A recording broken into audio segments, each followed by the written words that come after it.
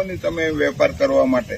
આ તમે આવા બુખ્ખર માણસો આને પકડી લાવીને તમે આની ચોરી કરાવો સાંસદ તરીકે, તો એ તો સારું નથી ને। રોકો તમે। નમસ્કાર મિત્રો, વિડીયોમાં તમારું સ્વાગત છે। તમે ઈવીએમ મશીનથી જીતી ગયેલા છે।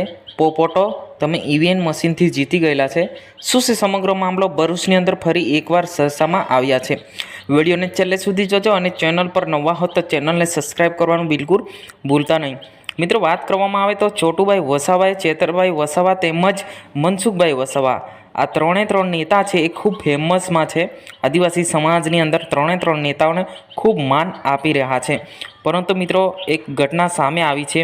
છોટુભાઈ વસાવાએ મનસુખભાઈ વસાવા ઉપર કર્યો પ્રહાર।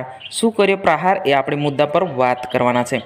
મિત્રો, વાત કરવામાં આવે તો છોટુભાઈ વસાવાએ મનસુખભાઈ વસાવાને એવું કહ્યું છે કે ભાઈ, તમે ઈવીએમ મશીનથી જીતી ગયેલા છો। પોપોટો, કેટલી ભ્રષ્ટાચાર થઈ રહ્યું છે એને બંધ કરાવો, હપ્તા બંધ કરાવો, આ રીતના વાત થઈ છે। મિત્રો, વાત કરવામાં આવે તો આજની સભાની અંદર છેતરભાઈ વસાવા પણ કેટલાક મુદ્દાઓ ઉઠાવ્યા હતા।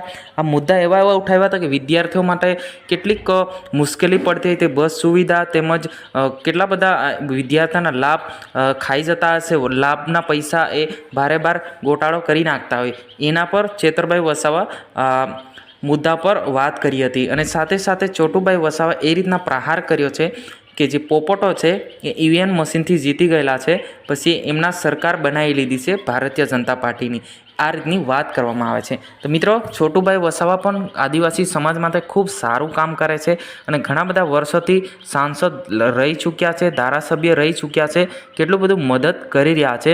એક બાજુ જોવા જઈએ તો છેતરભાઈ વસાવા પણ આદિવાસી સમાજની અંદર ખૂબ સારા એવા નેતા છે અને મનસુખભાઈ વસાવા પર પ્રહાર કર્યો છે। શું ખરેખર મનસુખભાઈ વસાવા સારું કામ કરી રહ્યા છે? એ તમારે કોમેન્ટ બોક્સમાં અવશ્ય જણાવવાનું છે। તો મિત્રો, આ હતા આજના સમાચાર। આપણે તરત જ નવા વિડીયોની અંદર મળવાના છે। જય હિન્દ, જય ભારત।